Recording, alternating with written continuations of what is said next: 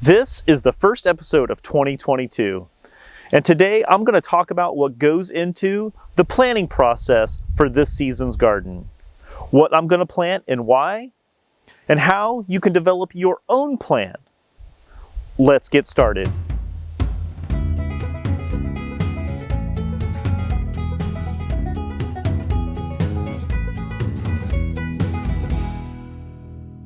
Welcome back to Better Terra. It's been a couple of months since we published an episode, but there's been a lot going on over the holidays, and we've been putting a lot of thought into what we're going to publish for this coming year. Our goal is to release an episode about every 2 weeks, with this one being the first one. If you have any suggestions of what you'd like to see this year, please leave it in a comment below. We would be happy to include that as an episode for the viewers. It's a new year, and I'll start by asking for those likes again. So go ahead and click that thumbs up. Right now, it's January the 15th, and as you can see, it's pretty cold here in Kansas City, Missouri. But it's the perfect time to start planning for this season.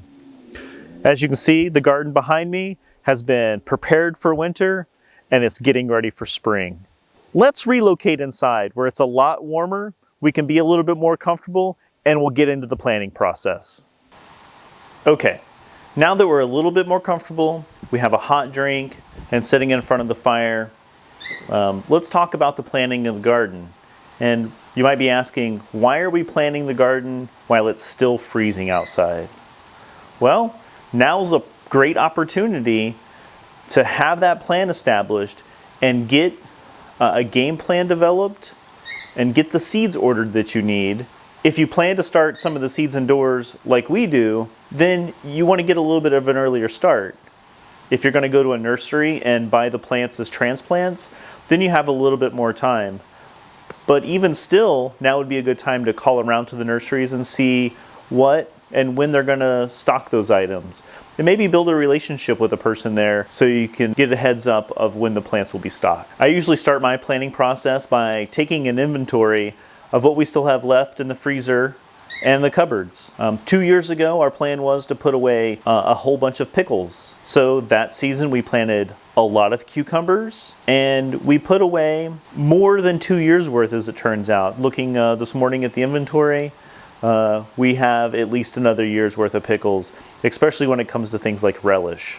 Last year we wanted to concentrate on salsas, so we grew a lot of tomatoes and peppers, and we put away quite a bit of salsa. We have peach mango salsa, where the peaches came directly from South Carolina, and a regular mild salsa. So we need to make a decision on what we're going to focus on this year. And we haven't quite decided on that yet, but that's going to come in the planning process.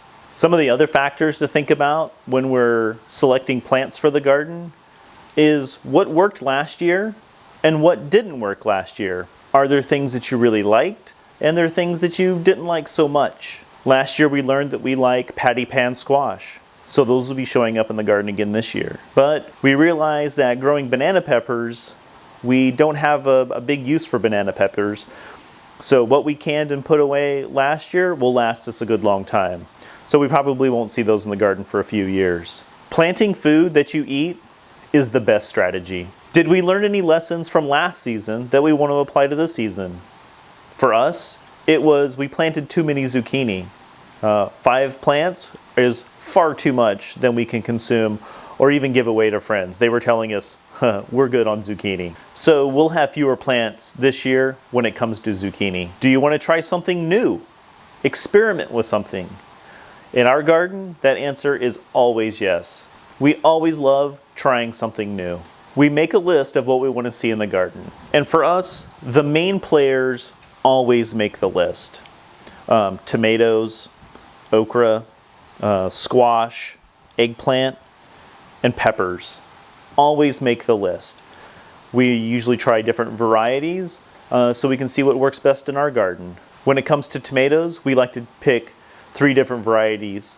One of a paste tomato, one of a good slicer, and cherry tomatoes. Okra is a favorite in our house, and we just normally do one variety of okra. It produces enough to keep us sustained through the entire summer. And then squash, we like summer squash, patty pan squash now, and zucchini. For eggplant, we do 1 or 2 different varieties, so we can have a couple of different selections of eggplant. For peppers, we always have a sweet pepper, a hot pepper, and then a couple of varieties of bell pepper. The next thing to add on your list are the supporting characters. The things that you like to have in the garden, but aren't main staples. Herbs is one of those. If you plan on doing a lot of pickles, then you probably want to plant a good amount of dill that year.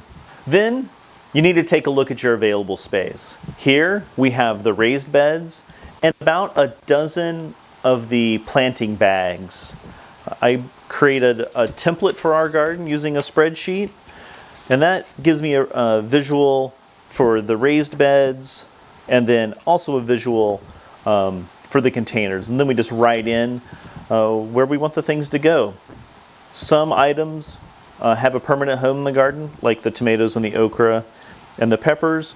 They primarily always go in the same spot. So having a template is a good resource. That way you can pencil things in. If you saw previous episodes from last year, you saw that we built a garden annex out at Tim's house. So we have that shared space also. Last fall we put in green beans, and we end up harvesting between 50 and 60 pounds of green beans that we canned and put away. Probably last us about a year between the two of us. After the green bean harvest, we prepared the bed, and in November, we planted 4 different varieties of garlic.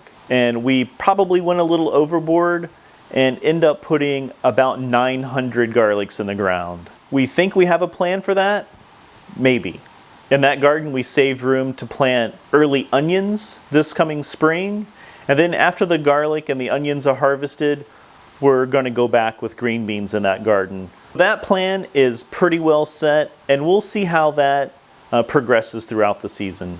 That means that here in the Better Terra garden, we freed up one whole section of raised bed that's normally dedicated to garlic. Normally we had garlic in one whole finger of the raised bed. So we'll gain that back, and we can put more in our garden here. This won't apply to everyone, but if you have friends, family, or neighbors that have gardens, share the resource and co-op your garden. Plan together. Maybe one person plants hot peppers and another sweet. Maybe one person's garden has better part shade and another has better full sun. Last year we grew 1 cayenne pepper that gave us over 400 peppers. So we strung and dried those peppers and shared it with almost everybody we know locally. This represents about 50 peppers.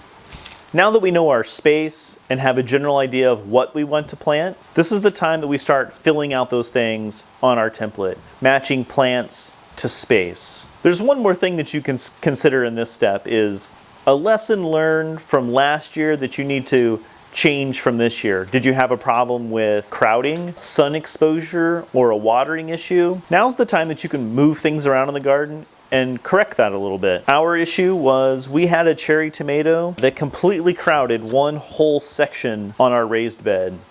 So this year we think we're going to move the cherry tomato down to the climbing trellis and be a little bit better about pruning. This is where a good gardening journal comes into place.